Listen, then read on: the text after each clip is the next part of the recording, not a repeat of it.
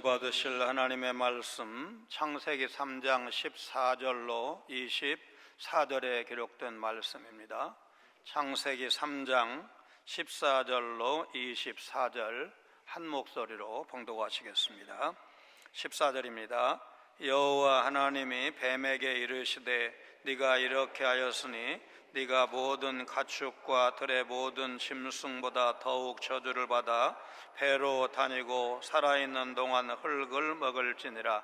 내가 너로 여자와 원수가 되게 하고 내 후손도 여자의 후손과 원수가 되게 하리니 여자의 후손은 내 머리를 상하게 할 것이요 너는 그의 발꿈치를 상하게 할 것이니라 하시고, 또 여자에게 이르시되 내가 네게 임신하는 고통을 크게 더하리니 내가 수고하고 자식을 낳을 것이며 너는 남편을 원하고 남편은 너를 다스릴 것이니라 하시고, 아담에게 이르시되 네가 내 아내의 말을 듣고 내가 네게 먹지 말라 한 나무의 열매를 먹었은즉 땅은 너로 말미암아 저주를 받고 너는 내 평생에 수고하여야 그 소산을 먹으리라. 땅이 내게 가시덤불과 엉겅퀴를 낼 것이라. 네가 먹을 것은 밭의 채소인즉 네가 흙으로 돌아갈 때까지 얼굴에 땀을 흘려야 먹을 것을 먹으리니 내가 그것에서 취함을 입었음이라. 너는 흙이니 흙으로 돌아갈 것이니라 하시니라. 아담이 그의 아내의 이름을 하와라 불렀으니 그는 모든 산자의 어머니가 됨이더라. 여호와 하나님이 아담과 그의 아내를 위하여 가죽옷을 지어 입히시니라. 여호와 하나님이 이르시되 보라, 이 사람이 선악을 아는 일에 우리 중 하나같이 되었으니 그가 그의 손을 들어 생명나무 열매도 따먹고 영생할까 하노라 하시고, 여호와 하나님이 에덴 동산에서 그를 내보내어 그의 근원이 된 땅을 갈게 하시니라. 이같이 하나님이 그 사람을 쫓아내시고 에덴 동산 동쪽의 그룹들과 두루 도는 불칼을 두어 생명나무의 길을 지키게 하시니라. 아멘. 3장 초반에선 인간은 영적, 도덕적으로 무디한 상태로 창조되었지만 사탄의 유혹에 넘어가서 범죄했고 그 죄가 우리 자신과 여러 관계에 어떤 부정적인 영향을 미치는지 살펴봤습니다. 도미노처럼 연쇄적이라는 의미에서 죄 도미노라는 제목으로 설교했습니다. 하와가 선악을 알게 하는 나무의 열매를 먹고 남편인 아담에게도 주니까 그도 먹고 눈이 밝아졌다, 그런 내용이었습니다. 성경은 완벽한 인간을 보여주지 않습니다. 완벽한 인간이 없으니 완벽한 부부, 완벽한 가정도 없습니다. 인류의 첫 가정인 아담과 하와도 마찬가지였습니다. 이삭과 리브가의 가정은 경건한 가정이었습니다. 그런데 두 아들에 대한 부부의 편애가 문제였습니다. 아버지 이삭은 장남 에서를 사랑해서 그를 축복하고 싶어 했고, 엄마 리브가는 차남 야곱을 편애해서 야곱으로 하여금 에서가 받을 복을 받게 하고 싶었습니다. 결국 어두운 남편의 눈을 이제 속여서 작은 아들이 아버지의 복을 받게 했고, 형의 미움을 받아 동생이 죽임을 당하면 두 아들을 하루에 다 잃는 비극의 날이 될까 봐서 야곱을 자기의 친정집, 곧 야곱의 외가로 도망가 외로운 도망자 신세가 되게 했습니다. 창세기 25장 23절 끝부분에 큰 자가 어린 자를 섬기리라, 이 쌍둥이 아들을 임신했을 때 이제 여호와께서 주신 그 예언의 말씀을 이제 기억을 했다면, 믿었다면 리브가가 이런 무리수를 둘 필요가 없었을 것입니다. 모세와 십보라 부부는 선민과 이방인의 결혼이었습니다. 십보라 사별 후에 구수 여인과 재혼을 했는지 아니면 결혼 생활 중에 두 번째 아내로 그녀를 맞이했는지 이제 성경이 직설적으로 표현하고 있지 않아서 알 수가 없지만 누나 미리암이 이의제기를 할 정도로 문제 있는 가정이었습니다. 룻과 보아스 부부는 비난받을 일이 거의 없는 만남이었지만 청성과부 룻의 일생이 너무나 기구했다는 점에서 우리 딸이 보아스와 같은 너그러운 남편, 부자 남편을 만나게 해주세요. 기도하는 일은 망설여질 수밖에 없는 것이 보아스의 나이가 많았고 또 과부될 가능성이 높았습니다. 엘가나와 한나 부부는 남편인 엘가나가 아내인 한나를 끔찍이 사랑하고 한나는 하나님께 간절히 기도해서 아들 사무엘을 받아 기도할 때 서운한 것처럼 여호와께 드려서 영광을 돌렸지만 이 엘가나의 증오는 이 가정의 큰 문제였습니다. 한나의 숱한 눈물과 고통을 생각할 때 이 가정이 우리가 모범으로 삼을 만한 가정이 될 수 없는 것은 분명해 보입니다. 다윗과 미갈의 결혼은 이름 없는 베들레헴의 목동과 공주의 결혼으로 그야말로 로맨틱한 결혼의 전형이라고 할 것입니다. 그러나 남편을 사랑해서 한때 목숨까지 걸었던 여자가 그 남편을 업신여기고 그 곁을 떠났다 돌아와서 과부 같은 불행한 인생을 살았습니다. 신약에는 브리스가와 아굴라 부부처럼 눈여겨볼 만한 경건한 부부가 있지만 모델로 삼기에는 두려움이 있습니다. 사도행전 18장 2절에 의하면 글라우디오 황제 때 유대인은 로마를 떠나라는 이제 명령에 의해서 이 부부가 로마를 떠나 고린도에 이제 도착하게 되었고, 로마에서 가졌던 부동산 들고 갈 수 있습니까? 좋은 것 다 놓고 갔습니다. 그럼에도 이 부부가 정말 복음 역사에 아주 빛나는 부부였는데 로마서 16장 3절 4절 같이 읽습니다. 너희는 그리스도 예수 안에서 나의 동역자들인 브리스가와 아굴라에게 문안하라.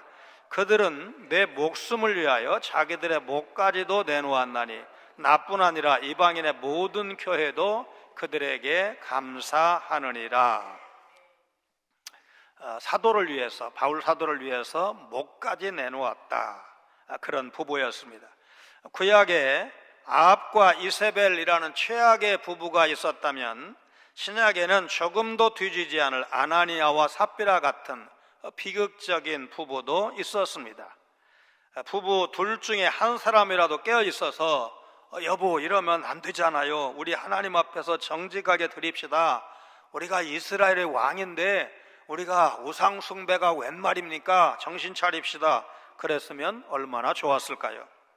사실 창세기 3장 1절로 13절은 죄의 부수적 결과에 불과하다고 할 것입니다. 죄의 본격적 결과이자 죄에 대한 직접적 형벌이 남아 있습니다. 이 땅에서 죄를 지으며 살아가는데도 버젓이 잘 사는 사람을 보시면 여러분 속으로 은근히 부러워한 적 없습니까? 아니면 하나님도 두려워하지 않고 사람 눈치도 보지 않으면서 계속 미운 짓만 골라서 하는 사람을 보면 여러분 불쌍한 생각이 드십니까? 죄인은 미워하되 죄인은 사랑해야 한다는 말을 많이 하지만 보통은 그런 사람을 미워합니다. 우리는 죄는 미워할 수도 있고 안 하는 예도 없다고 말할 수는 없지만 죄인을 미워하는 경우가 더 많을 것입니다. 심각한 것은 죄를 짓고 사는 것을 대단치 않게 여기면서 슬그머니 넘어가고 싶은 드라마 애인 같은 유혹을 받은 적은 혹시 없으셨습니까? 오늘 말씀을 통해 분명한 하나님의 심판을 떠올리시기를 바랍니다. 우리는 죄를 범하고 나서 자신이 그때 왜 그런 얄팍한 유혹에 넘어갔는지 조금만 분별력이 있었으면 그런 어리석은 얼토당토하는 선택을 하지 않았을 텐데 그러면서 두고두고 자책할 때가 없지 않습니다. 사탄은 창세기 3장 6절에 여자가 그 나무를 본즉 먹음직도 하고 보암직도 하고 지혜롭게 할 만큼 탐스럽기도 한 나무인지라는 말씀처럼 우리의 마음을 유혹하고 조종해서 결국 하나님을 대적하게 만듭니다. 사탄은 하나님 앞에서는 아무것도 아니지만 사람에게는 위협적인 영적 존재로서 우리가 죄를 범하도록 유혹하고 멸망으로 인도합니다. 그러나 분명한 사실은 여자의 후손인 예수님이 오셔서 사탄의 세력을 완전히 멸망시키신다고 약속하셨다는 것입니다. 15절입니다. 내가 너로 여자와 원수가 되게 하고 내 후손도 여자 후손과 원수가 되게 하리니 여자의 후손은 내 머리를 상하게 할 것이요 너는 그의 발꿈치를 상하게 할 것이니라 하시고, 오늘 새벽에 민수기 24장 17절에도 메시아 예언이 나왔는데 한 별이 야곱에게서 나오며 한 규가 이스라엘에게서 일어난다 하신 말씀이었습니다. 여자의 후손은 장차 동정녀 마리아에게서 태어날 메시아 예수님을 가리킵니다. 사람의 타락 이후 뱀과 여인의 후손은 끊임없는 투쟁 관계에 있는 원수로서 사탄은 예수를 모함해서 십자가에 죽게 함으로 그의 발꿈치를 잠깐 상하게 하는데 성공한 것처럼 보이지만, 예수님은 마침내 사망 권세를 이기시고 죽음에서 부활하심으로써 사탄의 머리를 깨뜨려 영원히 완벽하게 승리하게 될 것입니다. 이처럼 에덴 동산에서 선포된 놀라운 복음의 비밀을 가리켜서 성경학자들은 원시 복음이다 그렇게 부릅니다. 뱀의 머리가 상하는 것과 그의 발꿈치가 상하게 되는 것은 공격의 강약을 표시하는 표현입니다. 어쨌든 창세기 3장 15절 말씀은 장차 오실 메시아가 사탄을 이김으로써 영생에 이를 것을 약속하신 은혜로운 말씀이라 할 것입니다. 사탄은 2000년 전 갈보리 십자가 사건을 통해 믿는 신자들을 영원한 사망에 가둘 수 없게 되었을 뿐만 아니라 다시 오실 주님으로 인해 완전히 멸망할 것입니다. 요한계시록 20장 7절로 10절입니다. 천년이 참에 사탄이 그 옥에서 놓여 나와서 땅의 사방 백성 곧 곡과 마곡을 미혹하고 모아 싸움을 붙이리니 그 수가 바다의 모래 같으리라. 그들이 지면에 널리 퍼져 성도들의 진과 사랑하시는 성을 두루매 하늘에서 불이 내려와 그들을 태워버리고, 10절 다 같이 읽습니다. 또 그들을 미혹하는 마귀가 불과 유황못에 던져지니 거기는 그 짐승과 거짓 선지자도 있어 세세토록 밤낮 괴로움을 받으리라. 베드로전서 5장 8절이 말씀하시는 대로 사탄은 지금도 우리 성도들을 넘어뜨리기 위해서 끊임없이 미혹하고 있습니다. 예수 그리스도의 십자가를 의지해서 사단의 모든 속임수를 잘 분별해서 당당히 물리쳐야 할 것입니다. 베드로전서 5장 8절 9절, 야고보서 4장 7절 8절 우리 한 목소리로 읽습니다. 근신하라 깨어라, 너희 대적 마귀가 우는 사자같이 두루다니며 삼킬 자를 찾나니 너희는 믿음을 굳건하게 하여 그를 대적하라. 이는 세상에 있는 너희 형제들도 동일한 고난을 당하는 줄을 알미라. 그런즉 너희는 하나님께 복종할지어다. 마귀를 대적하라. 그리하면 너희를 피하리라. 하나님을 가까이 하라. 그리하면 너희를 가까이 하시리라. 죄인들아 손을 깨끗이 하라. 두 마음을 품는 자들아 마음을 성결하게 하라. 여러분, 마귀가 신자들을 삼킬 수 있습니까? 그럴 수 없습니다. 우는 사자와 같이 성도에게 위협적일 수는 있지만 그리스도 안에서 성령으로 보존된 우리 성도의 구원을 사탄이 마귀가 절대로 빼앗아갈 수 없습니다. 성경은 마귀의 간사한 꾀에 대해서 거듭거듭 경고하고 있습니다. 우리가 마귀를 대적해서 이길 수 있다고 베드로전서 5장 9절을 통해서 격려해 주신 것을 우리가 기억해야 합니다. 사도 베드로가 베드로전서를 기록할 당시 네로 황제 치하의 로마 제국의 전반적인 분위기는 그리스도인들에 대해서 매우 적대적이었습니다. 사도와 성도들은 성령의 인도하심을 따라 복음을 전했는데 그 결과 위협을 받고 옥에 가두기도, 그러니까 수감되기도 했으며 채찍질하여 예수의 이름으로 말하는 것을 금하도록 강요받기도 했습니다. 그리고 스데반 집사와 야고보를 필두로 죽임을 당하기도 했습니다. 히브리서 10장 33절 34절입니다.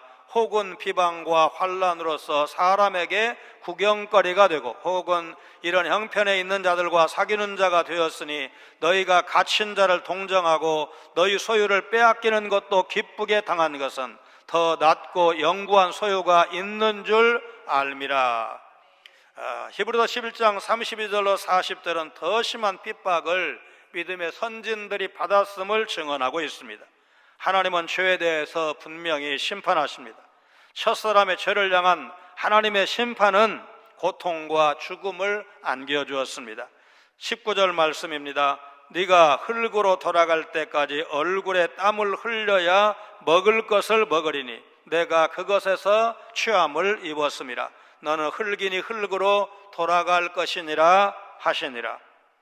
하나님은 창세기 1장 28절에 말씀하신 대로 사람에게 생육하고 번성하는 복을 주셨지만 사람은 죄를 범한 후 고통을 얻게 되었습니다.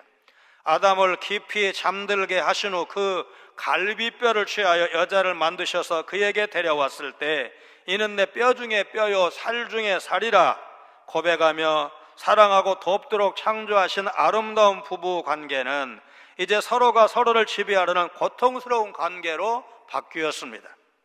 16절입니다. 또 여자에게 이르시되 내가 내게 임신하는 고통을 크게 더하리니 내가 수고하고 자식을 낳을 것이며 너는 남편을 원하고 남편은 너를 다스릴 것이니라 하시고, 히브리어 남자 이시라는 말과 여자 이시아는 본질적으로 아무런 차이가 없고 단지 성의 차이만 있을 뿐입니다. 따라서 비록 여자가 남자에게서 나오긴 했지만 본질적인 면에서 동등하다 할 것입니다. 남자와 여자는 기능적인 차이는 있지만 인격적으로는 평등하다라는 말로 남녀 관계를 요약할 수가 있습니다. 평등을 너무 강조한 나머지 남자와 여자의 기능적인 차이까지 무시하는 사람들이 해괴한 법을 만들고 시행해서 여자라고 주장하는 남자가 여성 복싱 경기에 출전하는데 성공했고 큰 충격을 안겨주었습니다. 현재가 우리 보는 성경에 너는 남편을 원하고라고 번역을 했지만 전에 보던 개역 한글 성경에는 너는 남편을 사모하고 라고 되어 있었습니다. 원문은 무엇을 뒤쫓다, 원하다는 동사에서 파생한 말로 의뢰한다, 기댄다는 그런 뜻을 갖고 있습니다. 남편에게 완전히 귀속되는 형벌이 죄의 결과로 여자에게 주어진 것입니다. 남편에 대한 아내의 복종에 대해서 성경을 조금 더 살펴보겠습니다. 여자는 남자의 돕는 자가 되도록 창조된 것이 사실입니다. 여자는 남자에게서 창조되었고 고린도전서 11장 8절 9절에 의하면 남자를 위해서 창조된 사실을 분명하게 기록하고 있습니다. 디모데전서 2장 11절로 14절에 의하면 남자의 리더십에 대한 여성의 복종은 타락 이전에 정해진 것이었습니다. 우리 같이 읽습니다. 여자는 일체 순종함으로 조용히 배우라. 여자가 가르치는 것과 남자를 주관하는 것을 허락하지 아니하노니 오직 조용할지니라. 이는 아담이 먼저 지음을 받고 하와가 그 후며 아담이 속은 것이 아니고 여자가 속아 죄에 빠졌습니다. 에베소서 5장 22절로 24절은 결혼식 때 본문으로 설교하는 목사님들이 많고 저도 여러 번 설교했는데 타락 이후에 교회와 가정에서도 아내의 순종은 죽게 하듯 계속되어야 할 것을 사도 바울을 통해서 강조한 말씀입니다. 같이 읽습니다. 아내들이여 자기 남편에게 복종하기를 죽게 하듯 하라. 이는 남편이 아내의 머리됨이 그리스도께서 교회의 머리됨과 같음이니 그가 바로 몸의 구주시니라. 그러므로 교회가 그리스도에게 하듯 아내들도 범사에 자기 남편에게 복종할지니라. 자, 이렇게 말씀드리면 남성들이 아내를 바라보면서 거봐 할렐루야 그럴지 모르겠습니다. 그러나 그 다음 말씀도 있다는 것을 기억하셔야 됩니다. 에베소서 5장 25절 28절 남자들만 읽으시기 바랍니다. 같이 읽습니다. 남편들아 아내 사랑하기를 그리스도께서 교회를 사랑하시고 그 교회를 위하여 자신을 주심같이 하라.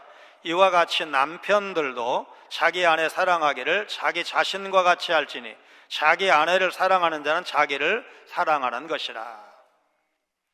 아내는 남편에게 순종하면 됩니다. 문제는 남자들에게 주어진 명령입니다. 교회는 십자가 죽음 없이 세워질 수가 없습니다. 남자들에게 주신 명령이 아내들에게 주신 명령보다 훨씬 더 무겁다, 엄중하다는 사실을 우리가 부인할 수가 없습니다. 누가 쉽습니까? 여자들이 쉽습니까? 남자들이 쉽습니까? 이제 균형의 문제이지만 여러분, 목숨 바쳐서 사랑하는 거하고 그냥 최선을 다해 사랑하는 거하고는 여러분 비교 대상이 아닙니다. 그럼 아까 할렐루야 했던 거 취소. 고린도전서 11장 3절 말씀도 에베소서 5장 22절로 24절 말씀과 다르지 않습니다. 우리 같이 읽습니다. 그러나 나는 너희가 알기를 원하노니 각 남자의 머리는 그리스도요 여자의 머리는 남자요 그리스도의 머리는 하나님이시라. 아멘이 됩니까? 맨 위에 누가 계셔요? 하나님이 계셔요. 그 다음에 누가 계셔요? 그리스도가 계셔요. 그 다음에 누가 있어요? 남자가 있어요. 그 다음에 누가 있어요? 여자가 있어요. 창세기 3장 16절에서 여자를 향한 저주, 너는 남편을 사모하고라는 문장이 있다는 사실을 부인할 수가 없습니다. 여자에 대한 남자의 다스림이 누군가에 의해서 도입된 의도적 혹은 인위적 개념이 아니라는 사실을 여성들이 인정하는 것이 매우 중요합니다. 하나님은 타락 이후에 여자가 자신의 남편과 관계없이 독자적인 리더십을 행사한 후 이 원리를 적용 가능한 것으로 재천명하셨습니다. 이 복종은 또한 골로새서 3장 18절 19절에 의하면 신약의 그리스도인 여성들에게 다시 강조되고 있습니다. 베드로전서 3장 1절로 6절에는 그리스도인 아내들이 지켜야 할 의무를 말하고 있습니다. 소아시아 지방에서 복음을 받아들인 사람들은 주로 낮은 계급에 처한 사람들과 부녀자들이었습니다. 베드로는 사라가 아브라함을 주라 부르면서, 영어 성경에 보면 로드라고 되어 있는데 이 로드는 대문자로 쓰면 하나님이나 예수님을 의미하지만 이제 소문자로 쓰게 되면 주인, 지배자, 군주, 소유자 그런 뜻을 갖고 있고, 메스터라는 단어도 역시 비슷한 뜻을 갖고 있는데, 아브라함, 사라가 아브라함을 부를 때 여보 이렇게 부른 게 아니고 주인님 그렇게 불렀다는 거예요. 그러면 여종들처럼 사라도 남편을 받들었다는 뜻인데, 그런 것처럼 이제 그 시대, 그러니까 소아시아 지역에 말하자면 베드로 전서를 받아드는 교회의 여성 성도들은 사라처럼 남편을 또 받들라, 순종하라, 그런 말씀입니다. 그 이유가 무엇일까요? 베드로전서 3장 1절 2절 말씀 같이 읽습니다. 아내들아, 이와 같이 자기 남편에게 순종하라. 이는 혹 말씀을 순종하지 않는 자라도 말로 말미암지 않고 그 아내의 행실로 말미암아 구원을 받게 하려 함이니 너희의 두려워하며 정결한 행실을 봄이라. 믿는 아내가 믿지 않는 남편을 정말 왕처럼, 주인처럼 받들어야 그 영혼, 곧 남편의 영혼을 구원할 수 있다는 것입니다. 요한복음 16장 21절에 여자가 해산하게 되면 그때가 이르렀으므로 근심하나 아기를 낳으면 세상에 사람 난 기쁨으로 말미암아 그 고통을 다시 기억하지 아니하느니라. 예수님의 이 말씀은 이제 크는 거 볼 때 아이가 너무 이쁘니까 출산 때의 고통을 잠시 잊는다는 의미의 말씀이지, 여러분 출산 때의 고통이 없어졌다는 뜻이 아닙니다. 여자는 바로 이 죄 때문에 극심한 고통을 수반하는 잉태와 출산을 해야 하고 남편에게 복종하도록 그렇게 하나님께서 조치하셨습니다. 실제로 야곱의 사랑받는 아내인 라헬이 요셉의 아우 베냐민을 낳다 산고로 죽는 장면을 창세기 35장 16절에서 읽을 수가 있고, 지금도 성지 순례를 가면 베들레헴의 라헬의 묘가 보존된 것을 확인할 수가 있습니다. 또 하나, 하나님이 주시는 풍성한 먹을거리를 먹는 대신 한평생 수고하고 땀을 흘려야 겨우 먹고 살 수 있게 되었다고 17절이 말하고 있습니다. 아담에게 이르시되 네가 내 아내의 말을 듣고 내가 내게 먹지 말라 한 나무의 열매를 먹었은즉 땅은 너로 말미암아 저주를 받고 너는 내 평생에 수고하여야 그 소산을 먹으리라. 남자에게 죽는 날까지 생계를 위해서 수고와 고역, 염려를 감당해야 하는 형벌이 주어진 것입니다. 머리 아픈 남편, 가슴 아픈 아내라는 책이 있습니다. 남편으로서의 무거운 책임감, 여성의 애환과 고충을 아주 잘 요약한 그런 제목입니다. 여러분, 이것이 죄의 결과요 하나님의 고통스러운 심판입니다. 그러므로 여러분, 죄를 매력적으로 그럴싸하게 보이는 사탄의 미혹에 속지 않으시기를 바랍니다. 죄의 마지막은 죽음이기 때문입니다. 로마서 6장 23절에 죄의 삭슨 사망이요 하나님의 은사는 그리스도 예수 우리 주 안에 있는 영생이니라. 그 어떤 죄도 결코 가볍게 여겨서는 안 됩니다. 죄는 한마디로 요약하면 하나님이 주신 복을 잃어버리게 하고 대신 인간에게 말로 표현할 수 없는 고통을 가져왔다는 사실로 요약할 수가 있습니다. 여러분, 이 사실을 기억하시기를 바랍니다. 죄를 지은 사람에게 주시는 결말이 무엇이라고 했습니까? 로마서 5장 12절에도 죄의 끝은 죽음이라고 분명히 말씀하고 있습니다. 같이 읽습니다. 그러므로 한 사람으로 말미암아 죄가 세상에 들어오고 죄로 말미암아 사망이 들어왔나니 이와 같이 모든 사람이 죄를 지었으므로 사망이 모든 사람에게 이르렀느니라. 죄로 인해 사람은 하나님과 교제하며 살아갈 때 누릴 수 있는 만족과 기쁨, 평안을 다 잃어버렸습니다. 이사야 선지자를 통해 말씀하신 바와 같이 죄는 하나님과 우리 사이를 갈라 놓았고 그 결과 인간은 발바닥에서 머리까지 상한 것이 없습니다. 이사야 선지자를 통해 말씀하신 이스라엘과 유다 열방, 우리의 실상이 어떻습니까? 이사야서 1장 5절 6절 말씀 같이 읽습니다. 너희가 어찌하여 매를 더 맞으려고 폐역을 거듭하느냐? 온 머리는 병들었고 온 마음은 피곤하였으며 발바닥에서 머리까지 상한 것이 없이 상한 것과 터진 것과 새로 맞은 흔적뿐이거늘 그것을 짜며 싸매며 기름으로 부드럽게 함을 받지 못하였도다. 발바닥에서 머리까지 상한 곳이 없으면 정말 소망이 없습니까? 하나님은 죄인의 기도에 응답하지 않으십니까? 이사야서 59장 1절로 3절 같이 읽습니다. 여호와의 손이 짧아 구원하지 못하심도 아니요 귀가 둔하여 듣지 못하심도 아니라 오직 너희 죄악이 너희와 너희 하나님 사이를 갈라 놓았고 너희 죄가 그의 얼굴을 가리어서 너희에게서 듣지 않으시게 함이니라. 이는 너희 손이 피해 너희 손가락이 죄악에 더러워졌으며 너희 입술은 거짓을 말하며 너희 혀는 악독을 내밀어. 단도직입적으로 하나님은 죄인의 기도도 들으십니다. 시편 94편 9절에 귀를 지으시니가 듣지 아니하시랴 눈을 만드시니가 보지 아니하시랴. 반문하신 하나님은 죄인들이 참된 마음으로 회개하면 하나님은 하늘에서 그 기도를 들으시고 응답해 주십니다. 역대하 7장 14절 말씀 같이 읽습니다.